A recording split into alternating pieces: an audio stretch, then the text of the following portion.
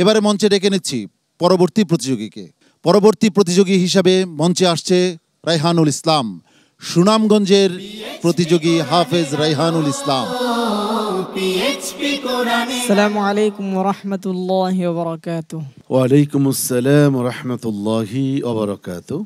আউযু বিল্লাহি মিনাশ শাইতানির রাজীম। বিসমিল্লাহির রহমানির রহিম। লাকাদ মান্নাল্লাহু আলাল মুমিনিন। أعوذ بالله من الشيطان الرجيم. بسم الله الرحمن الرحيم.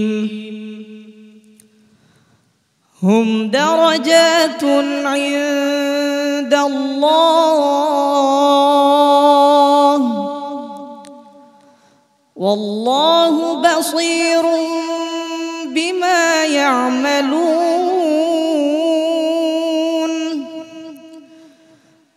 لقد من الله على المؤمنين إذ بعث فيهم رسولا من أنفسهم يتلو عليهم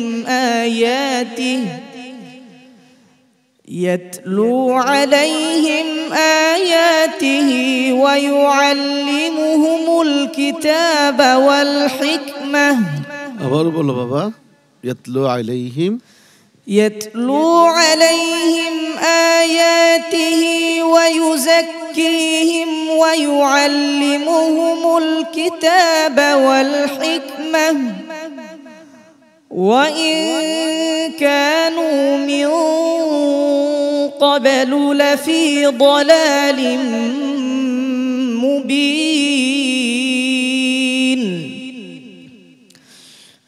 أولما أصابتكم مصيبة قد أصبتم مثليها قلتم أنى هذا قل هو من عند أنفسكم إن الله على كل شيء قدير.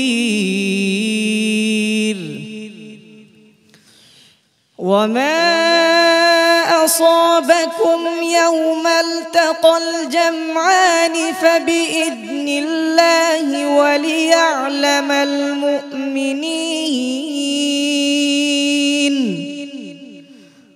وليعلم الذين نافقوا وقيل لهم تعالوا قاتلوا في سبيل الله أو ادفعوا قالوا لو نعلم قتالا لاتبعناكم هم للكفر يومئذ أقرب منهم للإيمان يقولون بأفواههم ما ليس في قلوبهم والله أعلم بما يكتمون.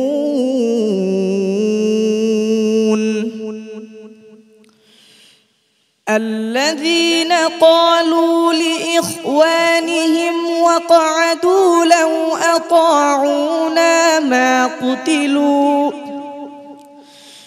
قل فادرءوا عن أنفسكم الموت إن كنتم صادقين ولا تحسبن الذين قتلوا في سبيل الله أمواتا بل أحياء عند ربهم يرزقون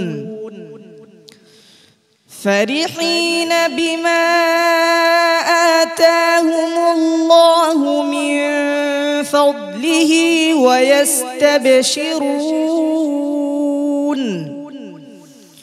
ويستبشرون بالذين لم يلحقوا بهم من خلفهم ألا خوف عليهم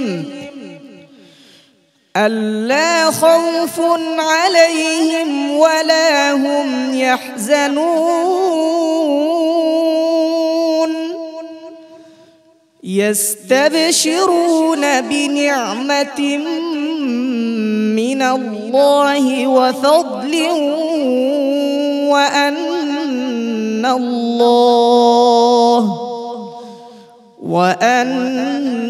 الله عنده أجر عظيم. আবার বলো বাবা। وأن الله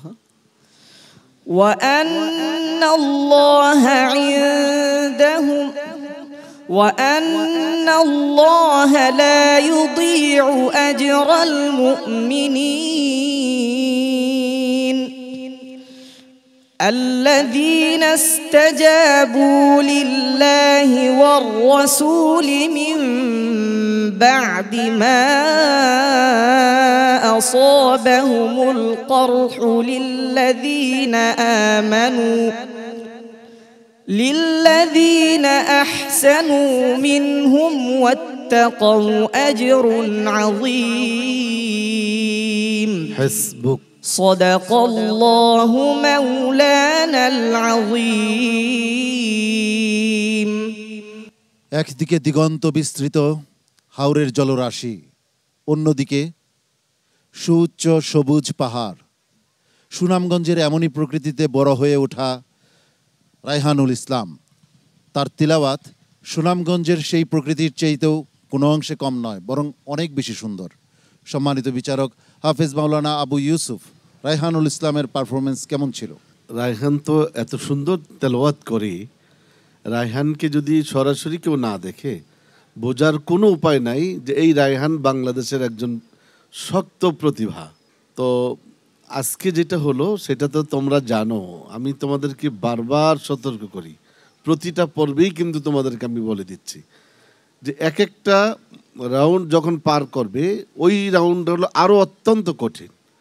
কিন্তু আমার মনে হচ্ছে যে এই বিষয়টা তোমরা একটু গুরুত্বটা কম দিচ্ছ রায়হান, না হলে তোমরা হাফেজ খারাপ, তোমাদের ইয়াদ নাই, এটা কিন্তু বলবো না আমরা, কারণ আমরা বলতে পারি না। সারা বাংলাদেশ থেকে বাছাইকৃত হাফেজ তোমরা, হ্যাঁ।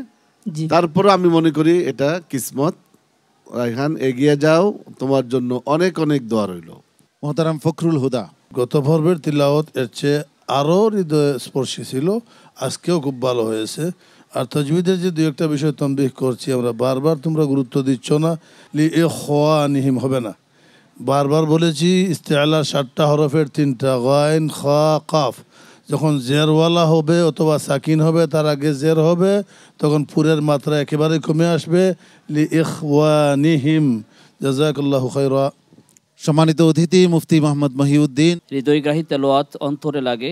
আশা করি এই মাহে রমজানের শেষ দশকের তেলাওয়াত যারা শুনবে তারা নিজেরা পরিশুদ্ধ তেলাওয়াত করতে উদ্বুদ্ধ হবে। রায়হানুল ইসলাম, তোমার জন্য অনেক দোয়া রইল।